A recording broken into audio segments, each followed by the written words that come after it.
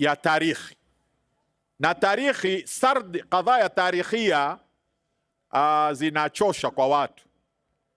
Kwa hivyo katika kuzungumzia tarikhi itakuwa kila yule ninamtaja katika watu ambao walikuwa ndio waanzilishi wa sunna katika East Africa, tutakuwa tukitaja lamha basita na juhudi zao walizozifanya katika dawa.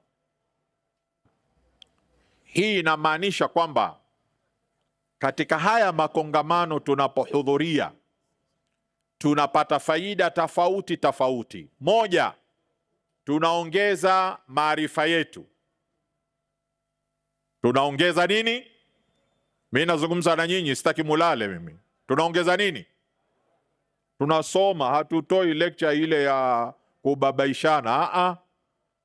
Tunasoma. Tukija kwenye makongamano tunaongeza nini? Tunaongeza maarifa. Tunasahihisha ufahamu. Wewe waweza kuwa umetoka huko ulipotoka, umekuja na khurafati zako hapa kiasi ulizo nazo, na mnajua kisa cha khurafati ni nini? Khurafati, nani anajua kisa cha neno khurafati? Khurafati ilikuwa ni jina la bwana mmoja katika Waarabu, akapotea kwa muda mrefu, akatukuliwa na majini, akaenda akaishi na majini miaka mingi, kisha akarudi katika kaumu zake. Wale majini wakamregesha. Walipomregesha akawa anahadithia yale aliyoyaona kwa majini. Anahadithia nini? Yale aliyoona kwa nani? Kwa majini. Watu wakawamwambia hizo ni khurafat zako. Ikaja hili jina la khurafat. Khurafat ina maana jambo ambalo halikubaliki na akili, lakini wewe ulilipata kama dini. Kuna mambo mengi watu wameyachukua wakayaona ni dini, wakati yale mambo si dini. Hasa ukija hapa unaongeza ufahamu. Moja, unasahihisha ufahamu wako, unarakibisha khurafati yoyote ambayo ulikuwa umeitakidi kwamba hii khurafati uliipata ni katika dini wala si katika dini. Unaongeza imani yako, unazidisha undugu wa wale Waislamu ambao umekutana na wao. Hili ni kama utangulizi wa yale ambayo tutakuja kuelezea. Leo kumejitokeza pote la watu vijana ambao ni wenye umri mdogo tu, wanasema wao ndio wameleta sunna katika East Africa na hasa Kenya, na haya ni madai sio ukweli. Lakini nyinyi vijana mutajuaje? Ni paka muelezewe ni kina nani walianzisha sunna katika East Africa. Tukianzia wa kwanza kabisa ni mwanachuoni Sheikh Al-Amin bin Ali katika early 60s, akaandika kitabu akakiita Hidayatul Atfal, muongozo wa watoto. Hii ni risala ndogo. Ukisoma risala hii utakuta huyu shekhe amezungumzia masaili ya kifikhi. Watu wengi wakiisoma risala hii waliona yale yaliyoko ndani ya hii risala na yale ambayo yalikuwa yanapraktiziwa na watu katika jamii hayako sawa. Sijui kama tumeelewana mpaka hapo. Tumeelewana? Hidayatul Atfal iliandikwa na Al-Amin bin Ali. Ni kitabu vijana wengi pengine sasa wamekisoma, lakini mwanzo kilipoandikwa kilipigwa vita na watu ambao ni ansarul bid'a, watu wenye kunusuru uzushi. Uzushi ni mambo ambayo yameingizwa katika dini wala si katika dini, yakahesabiwa ni katika dini, na watu wakajifakhiri, wakajinaki kwamba haya ni katika dini, na wakawa wako tayari kufanya tadhhiya, kuyatetea mambo yale kuliko kuitetea dini yenyewe. Tumeelewana? Tumeelewana mpaka hapo? Mimi sitaki kuwa ninazungumza na nyinyi hamuelewi lile ninalolizungumza. Ndio tukija kuanza kuzungumza tarikhi ya sunna, wale waliohuisha sunna tuelewe ni walianza wakati gani. Sunna ilianza early 60s, na aloanzisha wa kwanza ni Sheikh Al-Amin bin Ali Al-Mazrui. Huyu alisoma wapi mpaka kwa nini alikuja na mawazo ya sunna kinyume na yale watu ambao walikuwa wameyajua? Alikwenda kusoma Zanzibar, na Zanzibar akakutana na wanazuoni wa Kizanzibar ambao walikuwa wana msimamo wa kuhuisha sunna za Bwana Mtume Muhammad salawatullahi wassalamu alayhi. Alipokuja Mombasa, Sheikh Muhammad Qasim naye akasuhubiana na huyu Sheikh ambaye kisha huyu alikuwa kadhi mkuu wa Kenya wakati ule. Sheikh Muhammad Qasim naye akawa ni kadhi wa Mombasa, akaandika tafsiri ya Qur'ani, hakuikamilisha. Kisha akaja Sheikh Abdullah Saleh Al-Farisi.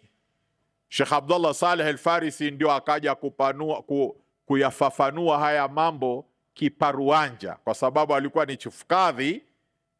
Kisha alikuwa anadurusi katika misikiti yote ya Mombasa, anaingia kila msikiti, na alikuwa anaingia kwa steta kwamba yeye ni chifu kadhi.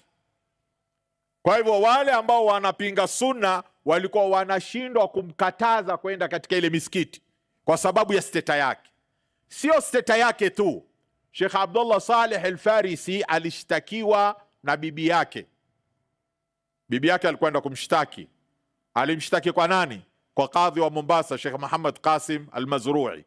Chief kadhi akaitwa. Chief kadhi ni mkubwa, kadhi ni mdogo, sio? Lakini ukienda kushtakiwa kwa kadhi, chief kadhi lazima naye awe nani? Kama raia. Akaitwa mbele ya Sheikh Muhammad Qasim Mazrui, akaambia huyu bibi amekuja na mashtaka. Nani anamshtaki? Bibi yake. Anashtaki mashtaka mawili. Shtaka la kwanza, huyu shekhe hulala na vitabu. Shekhe hulala na nini? Hulala na nini? Na vitabu. Akiwa hulala na vitabu kuna tatizo? Lipo tatizo, sio? Kuna sunna za watu hazikutekelezwa, sio? Taka mjue hii nao ni sunna.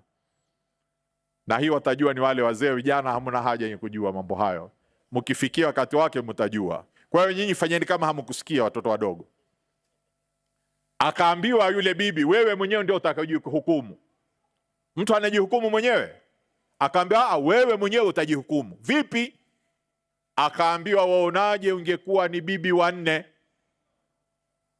Akasema siku yangu ingekuwa ya 4. Akapewa kufuli na ufunguo. Akaambia basi hisabu siku ya kwanza, siku ya pili, siku ya tatu, siku ya 4 nenda kaifunge ile maktaba kwa kufuli. Itie kufuli uifunge ile maktaba.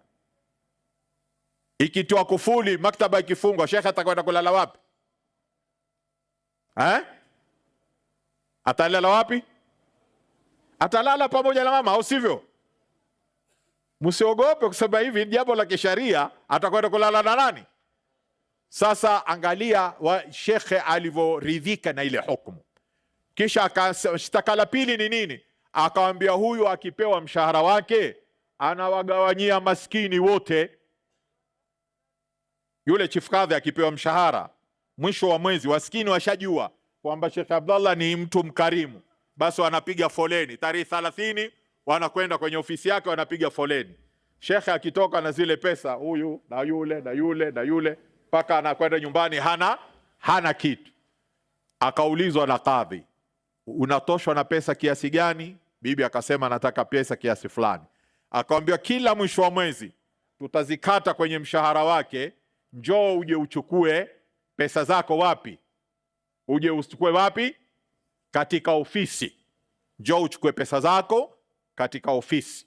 Kwa hivyo tatizo la kulala na vitabu likaondoka, tatizo la pesa kupewa maskini zote likaondoka. Sheikh Abdullah Saleh Al-Farisi alikuwa akitoa darsa akatafsiri Qur'ani kwa lugha ya Kiswahili, na alipotafsiri Qur'ani kwa lugha ya Kiswahili ilikuwa lengo ni kuwajibu makadiani, kwa sababu makadiani walikuwa wamekuja wameenea na wameletwa na Waingereza kuja kueneza dini potofu, kwamba Alqadiania wanadai kwamba wao wana mtume wao maalum na si Rasulullah sallallahu alayhi wasallam, na Khatim al-Anbiya ile wanasema ile ni pete, sio nabii wa mwisho. Wakawa wao wameleta fikra ya kuwa waeneze yale kwa ajili ya kuwapotosha Waislamu. Sheikh Abdullah Saleh al-Farisi akaandika tafsiri ya Qur'ani kwa lugha ya Kiswahili, na Waswahili wote wakafaidika kujua Qur'ani na malengo ya Qur'ani kulingamana na tafsiri aloiandika Sheikh Abdullah Saleh al-Farisi rahimahullahu rahmatan wasi'a. Sasa na kisha Sheikh akaandika vitabu vingi vya kuonesha mambo ya uzushi ambayo hayamo katika dini kwa lugha ya Kiswahili, zikasambaa vile vitabu katika Kenya, Uganda, Tanzania, Burundi, Rwanda mpaka mashariki ya Zaire, zikasambaa vitabu vile, watu wakazisoma, watu wakarudi katika dini ya sawa. Hii ni juhudi katika sehemu ya Mombasa. Tukenda upande wa mashariki zaidi, Lamu Mashariki, Ustadh Harith Saleh, huyu ni mmoja katika wanazuoni mashuhuri sana, amekwenda mbele ya haki. Mwenyezi Mungu Subhanahu wa Ta'ala amrahamu rahmatan wasi'a. Yeye alikwenda katika kijiji cha Kizingitini akitoka Lamu, alikwenda kule kama mwalimu wa kusomesha dini, lakini kabla ya kupata istiqrar ya kubaki katika sehemu ile ya Lamu Mashariki, sasa hivi inajulikana kwa Lamu Mashariki kulingamana na migawanyo ya kaunti za sasa, kuna magharibi, kuna na mashariki. Akasafiri akaenda Mogadishu. Mogadishu akakutana na wanazuoni wa Mogadishu, ambao wanazuoni wale walikuwa wana manhaj ya sunna. Akachukua manhaji ile, lakini aliporudi huko Kizingitini, yeye hakuanza kuwafundisha wale watoto ile manhaj kama manhaj. Alifanya tarkizi ya kuwafundisha lugha kwanza, lugha ya Kiarabu, kisha akawagawanyia vile vitabu. Wale wanafunzi wakawa wenyewe wanakwenda kufanya research, kisha wanamwendea shekhe, wanamwambia shekhe, kile kitabu ulichochupa, yale yaliyoko kwenye kitabu sio yale yanayofanyika katika mji. Akawaambia fuateni kitabu. Thaura ndio inaanza hivyo. Fuateni nini? Fuateni kitabu. Wale wanafunzi wake ndio sababu ya kuenea sunna katika vijiji vya Lamu Mashariki yote, kwa sababu wale watu waliposikia kwamba yule shekhe yuwafundisha na wafundisha kwa lugha ya Kiarabu, watu wakatuma watoto wao Kizingitini, wakaenda wakasoma. Madrasa ipo leo inaitwa Madrasatul Hanifia, wakasoma kule. Waliposoma sehemu nyingi katika sehemu za upande wa Kwale huku, wakaenda kuomba wanafunzi kutoka kwa huyu shekhe, wakaenda kuomba wanafunzi kutoka kwa huyu shekhe. Na miongoni mwa wanafunzi ambaye alichukuliwa akaenda Shimoni, sehemu inaitwa Shimoni, ni Sheikh Umar. Huyu Sheikh Umar alipokwenda katika sehemu zile na kuanza kusomesha na kueleza mambo ya tauhidi na sunna, alitishiwa na watu wa sehemu zile kwamba ukileta maneno ambayo hayaambatani na vile sisi tunavyoitakidi, tutakutukulia hatua, tutakufanyia sihr. Yule shekha akamwambia, mimi sihri hainifiki, kwa sababu mimi nafanya nini? Nasoma Ayatul Kursi na qul huwa Allahu na qul a'udhu birabbil falaq na qul a'udhu birabbin nas kila asubuhi na jioni na baada ya kila swala. Kwa hivyo sihiri haitonifata mimi, Ni suna ngapi hizo? Suna ngapi? Nawauliza jamaa, si tumekubaliana kwamba tumekuja kuhuisha sunna. Sasa tukitajiwa sunna yataka tuzijue ni sunna ya ngapi? Sheikh, Ayatul Kursi, qul huwa Allah, qul a'udhu birabbil falaq, qul a'udhu birabbin nas. Ni sunna ngapi hizo? Hizo 4. Na kule mbele tulikuwa tumetaja ngapi? Tumetaja ya salamu na nini? Na ya kujuana, au sivyo? Tumetaja ya salamu na nini? Na kujuana. Kwa hivyo tumetaja ya salamu na ya kujuana na Ayatul Kursi na qul huwa Allahu na qul a'udhu birabbil falaq na qul a'udhu birabbin nas. Kwa hivyo wale wanaowatishia, kuna misikiti maimamu wao ni masahir. Misikiti maimamu wao nini? Ni masahir. Huwa wakiwatishia watu kwamba watawaroga, mwambie wasikutishe tena. Mtasoma Ayatul Kursi na qul huwa Allahu na qul a'udhu birabbil falaq na qul a'udhu birabbin nas. Allah subhanahu wa ta'ala atanilinda na shari yako.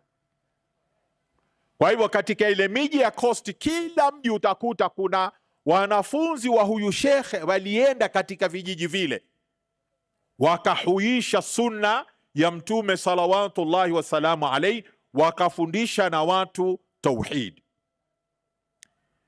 Katika mashekhe wa kwanza ni Sheikh Muhammad bin Umar al-Amudi. Huyu ni shekhe ajulikana mashuhuri kwa shekhe wa Shela. Shela ni kijiji kimoja katika vijiji vya Lamu. Shekhe huyu alikuwa ana kifaa mapambano ya kisawasawa kupambana na watu, kwa sababu yeye yuko hapa na shina la khurafati liko wapi? Liko wapi? Nani anajua? Shina la khurafati liko wapi? Yeye yuko Shela. Shela iko katika archipelago gani?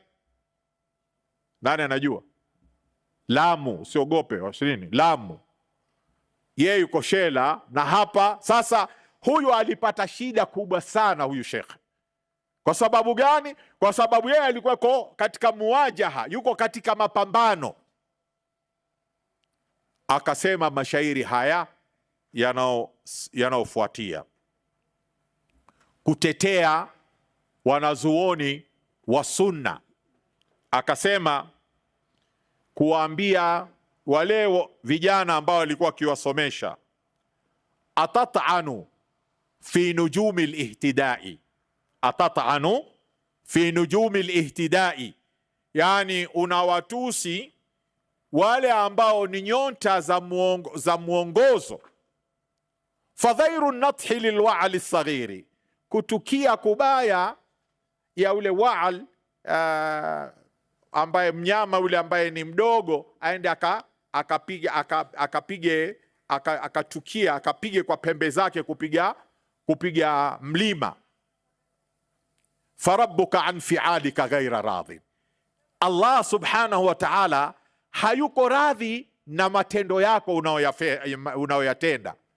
Wasawfa tara jazaaka fi nushuri, utakuja kukuta malipo yako siku ya hisabu. Atat'anu fi ibn Taymiyyah wa Qayyim, unamtusi Ibn Taymiyyah na Ibn al-Qayyim. Hawa ni katika ulama wa sunna. Anaowataja ni nani? Ni Sheikh Muhammad bin Umar al-Amudi katika ash'ari zake za kuwajibu masufi. Sasa hawa wanaosema kwamba sunna wao ndio wamekuja kuyaleta, itakuwa sisi tumewafanyia haki gani hawa wanazuoni hawa walopambana na makhurafi kisawasawa? Tutakuwa tumewafanyia haki? Tutakuwa tumewafanyia haki? Na wauliza, tutakuwa tumewafanyia haki? Hatukuwafanyia haki, kwa sababu wao ni watu wamekuja jana, hawana hata wiki mbili, jana na juzi, waseme kwamba sunna wao ndio wameileta. Wasahau juhudi za wale walotangulia wote, kwa sababu makosa makubwa yapo ni kuwa sisi kama Chief Kadhi alivyosema hapa, hatuandiki tarikhi zetu. Kwa hivyo tuna haja ya kuandika tarikhi. Katika sehemu ya Garissa na wengi watakuwa wakiasikia haya majina kwao yatakuwa ni wageni, hata kwa watu wanaotoka Garissa. Sheikh Muhammad Rajih ni mwanachuoni wa kwanza wa Kisomali katika Garissa kufanya i'lani ya manhaji ya sunna, kisha akasaidiwa na babu yake Nuruddin Yusuf Haji Yusuf aliojenga Madrasatun Najah. Ikawa hii ndio miftah, ndio ufunguo wa kwanza wa kupatikana wasomi katika Garissa ambao walikwenda wakaingia katika Islamic University ya Madina wakasoma, kisha ndio hii tarikhi ya nyuma ikaja kupatikana. Katika mji wa Wajia, Sheikh Muhammad al-Hadi ni mwanachuoni mkubwa ambaye aligura Somalia, akaja akastakiri katika Wajia, akafungua Mahad al-Fath. Mahad al-Fath ndi katika mahadi za kwanza Wajia za kufundisha sunna ya Bwana Mtume Muhammad salawatullahi wassalamu alayhi. Kisha upande wa Mandera, Sheikh Muhammad Sheikh Mursal naye akaanzisha Mahadi Nur iliyoko Mandera, na Sheikh Adam Doyo katika mji wa Moyale akaanzisha Madrasatul Huda, na Sheikh Abdullah Golicha upande wa Merti akaanzisha Markaz al-Quran al-Karim. Hawa wote wamechangia katika marhala ya kwanza ya kuingia sunna. Kisha natija gani ikapatikana baada ya juhudi hizo? Chief Kadhi alikuwa akiuliza, je, twajua kulipatikana natija gani? Natija iliyopatikana ni kwamba hao wanazuoni juhudi yao ilikuwa ni kusomesha wanafunzi, kisha kukaja fathi ya kupata nafasi ya wanafunzi wale kwenda Islamic University ya Madina. Wakaenda Madina wakasoma, wakarudi wakatapakaa katika sehemu nyingi. Sehemu ya Machakos alikuja mwanachuoni kutoka India shaitwa kutoka Pakistan, Fathuddin Tankal. Mwanachuoni alikuwa mtu mutawadhi kabisa, akafungua madrasa Machakos akafundisha. Kisha wale wanafunzi waliotoka Machakos wakaja Majengo wakafungua Muungano, madrasa ya boarding ikijulikana Muungano.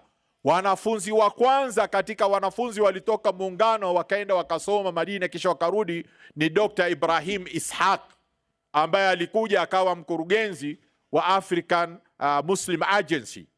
Yule ni katika wanafunzi wa kwanza waliotoka katika Muungano. Watu wa Majengo shida yao waliokuwa nayo walikuwa mshumaa. Mshumaa ufanyaje? Yuko wapi Njuguna? Njuguna yuko wapi? Hayuko. Taka ajue kisa cha kwao kule kulikuwaje. Mshumaa ukiwasha hufanyaje? Hamjui mshumaa unakwaje? Watu wanaona mwangaza. Huo mshumaa wenyewe unakuwaje? Yeye unacheketea, sivyo? Sasa watu wa Majengo walikuwa hivyo wakati ule. Wao walijitokeza wakaisapoti ile madrasa, wakatoa pesa kusaidia vijana wasome, lakini vijana wakaja kutoka sehemu nyingine, kutoka Coast Province, kutoka sehemu za Digo, wakaja wakasoma. Miongoni mwa wanafunzi wa mwanzo ni Sheikh Nasir Khamis, Sheikh Nasir Abdurrahman Khamis katika waliofaidika na ile. Kisha hawa wakaenda baada ya kutoka Muungano wakaenda Madina, kisha wakarudi wakawa ndio sasa grupu ya pili. Sasa hii tunaizungumzia. Ile ya kwanza iliondoka kiumri, wamekwenda mbele ya haki. Sheikh Nasiri bado yupo katika uhai, lakini ni mtu ambaye afya yake sasa hivi si mzuri, lakini ni mmoja katika watu waliofanya juhudi kubwa sana baada ya kuondoka Sheikh Abdullah Saleh Al-Farisi Mombasa. yeye alishikilia zile durus ambazo Sheikh Abdullah Saleh alikuwa akiziendesha. Sheikh Abdullah Saleh alisafiri akaondoka Kenya akaenda Oman, kwa sababu makhurafi walimwambia, ukifa Mombasa kaburi yako tutaifanya ndio ya kuzuriwa kubwa sana, yani tutakuja kukuabudu hasa. Sasa shekhe akaogopea kwamba hawa waweza wakafanya kweli, akasema mimi afadhali nende nikafe nje ya Kenya, kaburi yangu lisionekane, likafanywa ni pahali pa watu kuzuru, kisha watu wakaenda wakaomba kutaka baraka na nini. Kwa hivyo Sheikh Abdullah Saleh Al-Farisi aliondoka Kenya, vitabu vyake vikagawanywa katika makatibu, wala havikumalizika, kwa sababu alikuwa ni mtu anasoma sana. Kulwa kitabu kinachoandikwa katika dunia, kiwe ni Iraqi, kiwe ni wapi, siku ya pili kinakuwa kwake yeye, kwa sababu alikuwa akitumia resources zake zote kununua vitabu, na maktaba yake kwenye ofisi yake ilikuwa ni maktaba, kwenye sitting room ni maktaba, kuna na maktaba ndani ya nyumba yake. Mwenyezi Mungu amrahamu rahmatan wasi'a, na ampe malipo mema kwa kueneza sunna katika East Africa, kwa sababu athari yake haikuwa tu kwa Kenya, bali athari ya Sheikh Abdullah Saleh Al-Farisi ilikuwa katika nchi zote za East Africa.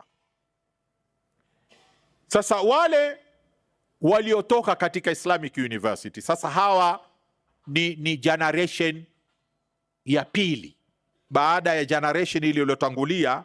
Generation ya pili iliyofuatia wakatoka wengi katika Islamic University ya Madina.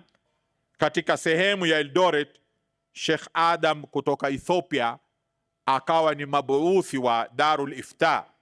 Mwenyezi Mungu Subhanahu wa Ta'ala mjazi khairi, akafanya juhudi kubwa sana za kueneza dawa katika sehemu ya Eldoret. Sasa katika hizi sehemu za Northeastern wakapata fursa kubwa sana kuenda katika Islamic University ya Madina, kwa sababu wale waliomaliza mwanzo wale walirudi katika sehemu zile, wakazikuza zile madarisi zao na wakafanya agreement na Islamic University ya Madina, wakawa wale wanafunzi wengi wanaomaliza kwenye madarisi zile wanakwenda katika sehemu za pwani. Katika watu ambao walikuwa ni mpaka leo wapo katika hali ya uhai, moja ni Dr. Abdullah Muhammad Abu Bakar Al-Khatib. Huyu ana doctorate katika science of hadith, ana doctorate katika science of hadith. Mpaka leo yupo yuaishi katika mji wa Mombasa na Lamu, na juhudi zake kubwa ni katika kufundisha. Yani wewe ukitaka kumpata, ni ukiingia katika Google ukiangalia utaweza kumpata yeye akifuatilizia research ya wanafunzi wa master na PhD, bal hata nchi jirani Uganda leo wakitaka kumnakishi mwanafunzi kwa master degree, anaitwa yeye kama mtu wa kudefend, wa kuangalia zile research kama zimeandikwa kisawasawa. Katika watu kisha waliokuja na ambaye alitoka Mahadi Bilal baada ya kutokea matatizo katika Uganda, Sheikh Siraji Rahman An-Nadawi. Huyu alisoma katika Nadwatul Ulama iliyoko Lucknow, India, kisha akaenda Islamic University Madina, kisha akatumwa na Sheikh Abdul Aziz bin Baz rahimahullah katika maktaba ya dawa ya Sheikh, akatumwa Uganda, akaanzisha mahad ilikuwa ikijulikana kwamba Mahad Bilal. Mahad Bilal, hii ni mahadi ilikuwa mashuhuri sana kufundisha vijana msimamo wa sunna, na wale walotoka katika Mahad Bilal wakati huo katika early 80s walikuwa Idi Amin akitukua zile certificate za Mahad Bilal, kumuona kwa macho yetu akija katika Jamiatul Imam, akija kwa mudiri aljamia akiwaambia hawa ni Waganda, hawajui dini, tukueni wasome dini. Watu hawajui kwa nini Idi Amin alipigwa vita. Alipigwa vita kwa sababu yeye alikuwa akiunusuru Uislamu. Yale matope aliyopakwa na wazungu yote ni ya urongo, hayana asili kabisa. Ukweli wa mambo ni haya ninaowaambia. alipokuchukua zile certificate za watoto wa Kiislamu akawapeka katika mauniversity tofauti tofauti, Waganda wengi wamesoma lugha ya Kiarabu na kusoma dini na hadithi kupitia juhudi alizozifanya huyu. Mungu amrahamu na amtanganye na wema. Yale yaliyo matope yaliyopakwa yalikuwa ni warongo, na baadhi ya Waislamu pia wakaamini urongo kama ule, kwa sababu kulikuwa hakuna mimbari za kuweza kuwatetea watu kama wale wakati ule. Katika wanafunzi wakubwa ambao alirudi kule Kampala na akawa na juhudi sana ni marhum ambaye aliuawa dhulman, alikuwa akisomesha University ya Uganda, Dr. Abdul Karim Santamo. Abdul Karim Santamo huyu alikuwa na doctorate katika ilmu ya hadith, akisomesha. Ni miongoni mwa faida iliyopatikana ya watu waliosoma nje kisha wakarudi makwao na wakafanya juhudi za kufundisha katika sehemu zao. Wengi wengine tukiwataja sasa hivi tunasema Mwenyezi Mungu Subhanahu wa Ta'ala awarahamu. Katika vijana ambao walikufa katika marhala ya shabab ni Sheikh Kale Saleh. Huyu ni ndugu yake imamu aliyofariki karibu wa Jamia. Alisoma Jamiatul Imam na akawa ni naibu mudir wa Mahadi Kisauni. Huyu shekhe alikuwa ana tabia kama za Sheikh Abdul Aziz bin Baz rahimahullah. Sheikh Kale Saleh alikuwa mwanafunzi yoyote masikini anayekwenda kwake, na wanafunzi waliosoma Mahadi Kisauni watakuwa mashahidi, wakienda, Sheikh, sina sabuni, nenda kachukue kwenye mshahara wangu. Sheikh, sijapata chai, nenda kachukue kwenye mshahara wangu. Sheikh, sina nauli ya kwenda town, nenda kachukue kwenye mshahara wangu. Ikifika mwisho wa mwezi akenda yeye kuuliza, je, jamaa kumebaki chochote? Aambia hakukubaki kitu Sheikh, pesa zako zote ulizigawanya. Mwenyezi Mungu amrahamu rahmatan wasi'a. Siku alifariki shekhe huyu ilikuwa Mahadi imefungwa. Mahadi Kisauni ilikuwa imefungwa, wanafunzi wako katika likizo, hawakuwapo. Janaza yake ilishuhudiwa na Imamu Ahmad, asema bainana wa bainahum aljanaza, baina yetu na watu wengine wenye kutufanyia uadui katika sunna, baina yetu na wao ni janaza. Sasa siku alipokufa huyu shekhe alikwenda kuzikwa na Mombasa mzima. Baada ya kumalizika mazishi, dasturi ya watu wetu fanyaje? Watu sikuondoka, watu walibaki zaidi ya masaa wanamuombea Mwenyezi Mungu Subhanahu wa Ta'ala, kwa sababu hakuwa ni mtu wa sunna za maneno, alikuwa ni mtu wa sunna za vitendo. Sasa wanafunzi siku waliporudi kutoka likizo, ndio waja kupambana na habari kwamba huyu shekhe amefanyaje, amefariki. Kama msiba ulianza dakika ile, watu walisikia wanafunzi wakilia, mpaka watu wakatoka katika wale majirani kuuliza kumetokea nini kwenye mahad, yani kumetokea shida gani, mbona wanafunzi wanalia? Wakaambiwa hawa wanatoka kwenye likizo, wanaotoka Tanzania, wanaotoka Uganda, wanaotoka Zanzibar, wanaotoka Comoro Islands, wanaotoka North Eastern, wote wanalia kumlilia yule shekhe, kwa sababu alikuwa ni msaidizi mkubwa sana wa wanafunzi na aliathiri sana wanafunzi katika kueneza sunna, kwa sababu alikuwa ni mtu anaeneza sunna amalian, kimatendo. Anaeneza sunna kwa kuonesha watu akhlaqi njema, na kuonesha katika moja ya akhlaqi ni kuwasaidia talabati ilm. Wale wanaotafuta ilmu ni watu muhimu sana. So nyinyi vijana, hii ni fursa kwenu nyinyi, mukisikia tarikhi za watu kama hawa, na nyinyi muwe na hamu ya kutafuta ilmu. Sasa katika wale ambao walikuwa mashuhuri katika hii marhala ya pili ni Muawiya Haji Mahmud katika sehemu ya Garissa, ambaye naye pia amekwenda mbele ya haki. Mungu amrahamu. Alikuwa ni alim katika ulamai wa hadithi, na alifanya ijtihadi kubwa sana katika Garissa kuwaleta watu pamoja. Yani yeye alikuwa ni mtu, juhudi yake kubwa ni kuwafanya watu wa sunna wawe kitu kimoja, kusiwe na mpasuko kati yao. Mwenyezi Mungu Subhanahu wa Ta'ala mrahamu, alipata accident akafariki. Sasa namna gani walieneza sunna katika ule mujtamaat? Mashekhe walikuwa wana sira tofauti tofauti, yani mbinu za kutumia, kila mmoja alikuwa na tarika yake. Sheikh al-Amudi rahimahullah alikuwa akitukua wanafunzi kutoka sehemu za bara huko,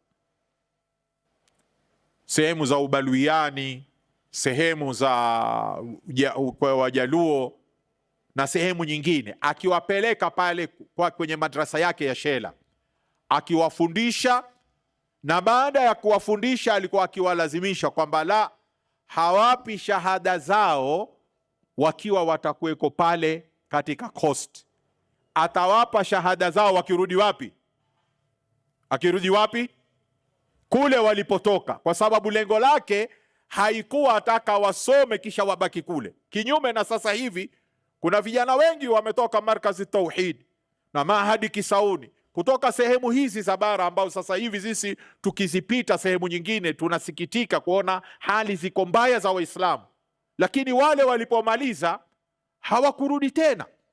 Sasa huyu Sheikh al-Amudi falsafa yake ilikuwa rudi kwenu, shahada nitakutilia kwenye parcel, nikutumie huko kwenu ulipo huko. Nataka urudi kwenu ufanye da'wa katika sehemu ya kwenu. Sasa maahidi hizi zikaongezeka katika sehemu nyingi, wakawa wanafundisha ulumi za lugha na tauhidi na fiqhi na tafsiri na hadithi na sira na tarbia na akhlaq. Kukapatikana juhudi kubwa sana katika maahidi za kisharia.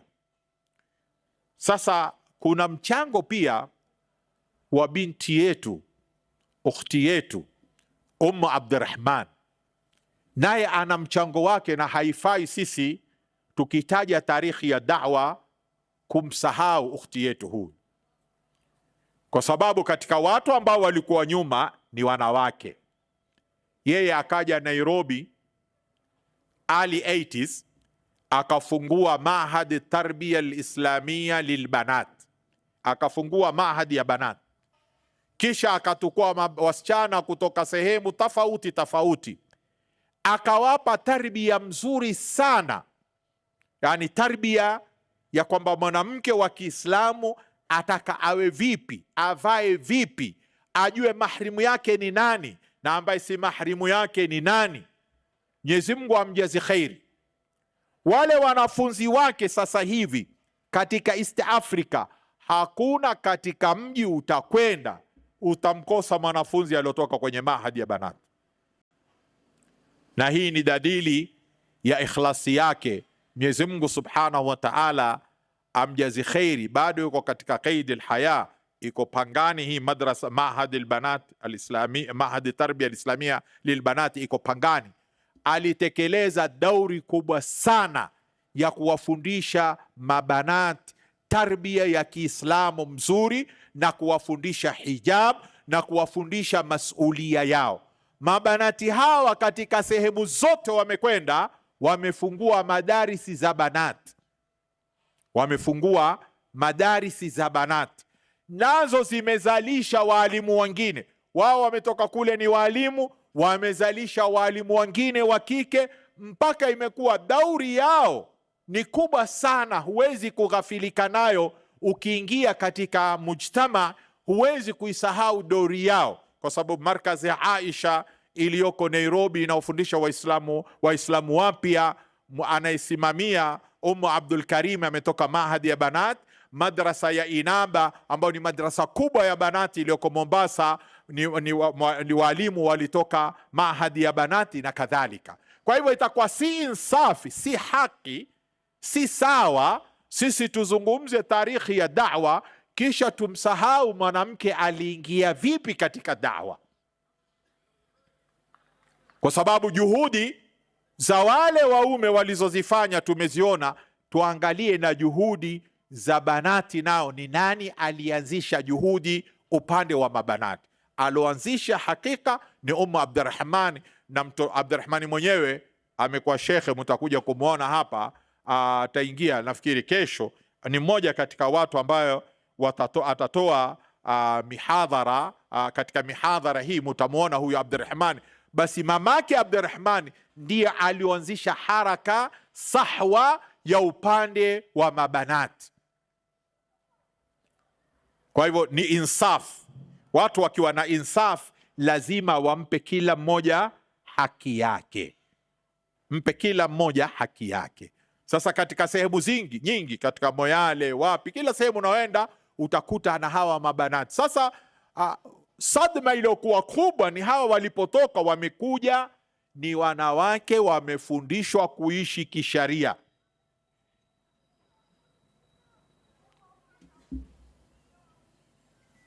Vikaratasi vya nini bwana? Wakati ni wangu mpaka nimaliza. Kuna mtu mwingine sijaona, kuna muhadhiri mwingine au yupo?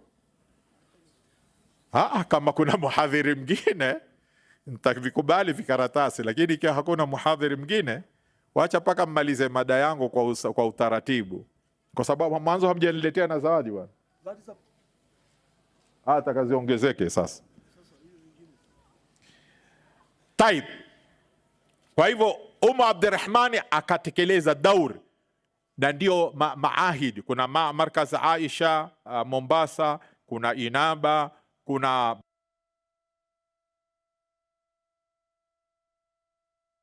hizo ni madrasa ya Inaba. Hii imeanzishwa na wanafunzi waliotoka mahadi ya banati. Sadma iliyokuja ni nini? Sadma iliyokuja, hawa banati wamefundishwa mambo ya sharia, wakirudi kwenye majumbani kwao. Zamani ilikuwa wakiingia ndugu zake wa mume wa ndugu yake, huwa yeye hafai kuondoka pale, wanaona ni sawa. Sasa wale wasichana wakasema hivi si sawa, huyu si mahrimu yangu, huyu si mahrimu yangu. Ikaanza gogoro sasa. Mumekuja na dini pia, na hili ndio lugha inaosema na majuhala saa zote. Watu wakiwa na jahal, badali waseme ngoja tukasome tuangalie haya mambo ndivyo hawa wanavyoyasema hawa au sivyo, waka sasa wanashambuliwa. Lakini alhamdulillah, wakatoka baadhi ya mashekhe wakayazungumza yale mambo kwa mtizamo wa sharia. Walipoyazungumza kwa mtizamo wa sharia, wale ambao walikuwa wakiwatusi waka sasa wanawapeleka mabanati zao kwenda kusoma wapi? Kwa wale walimu waliotoka kwenye mahadi ya banati. Kwa hivyo siku zote ukiona jambo ni jipya kwenye akili yako, hujalisikia, usianze kuwa mpesi wa kumbandika yule uliomsikia anazungumza, kumbandika kwamba huyu ameleta jambo jipya. Lifanyie utafiti, lile jambo ambalo linazungumziwa ni la sawa au si sawa. Dini ya Uislamu ni Qur'ani na Sunna. Dini ya Uislamu ni Qur'ani na Sunna. Juhudi za binadamu katika kuja kuhuisha na Qur'ani na Sunna ni juhudi za kibinadamu, zinaweza zikawa na mapungufu. Sijui kama tunaelewana mpaka hapo. Huyu ni shekhe amekuja ataka kuhuisha Sunna, sawa? Yeye ni binadamu, aweza akafanya juhudi katika baadhi ya mambo na kwenye mambo mengine akawa na udhaifu. Wewe tukua lile zuri ambalo amekufundisha, na ule udhaifu wake tefuta namna ya kuondosha.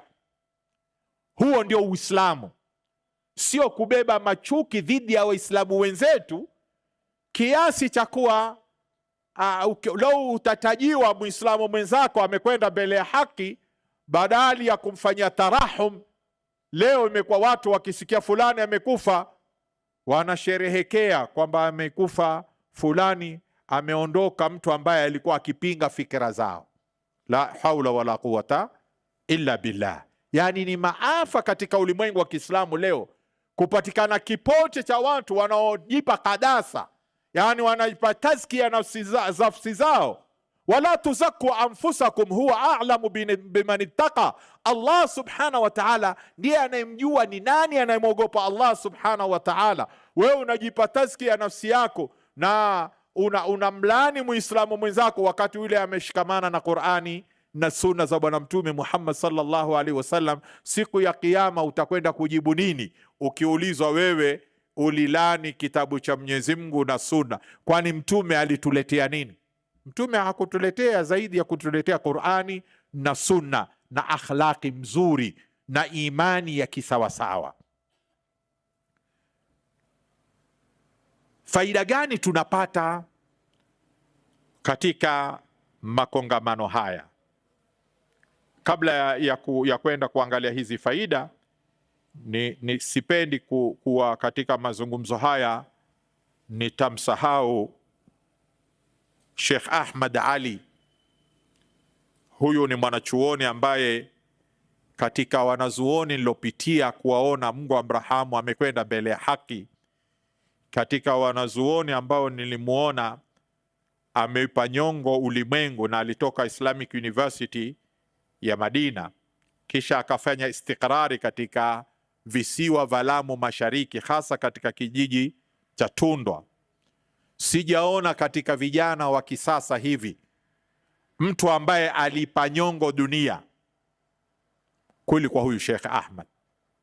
Huyu alikuwa ni alim na daia, ametoka university na ana makaratasi yake, lakini alibaki katika kijiji kufanya da'wa pasina kutegemea mtu kumlipa.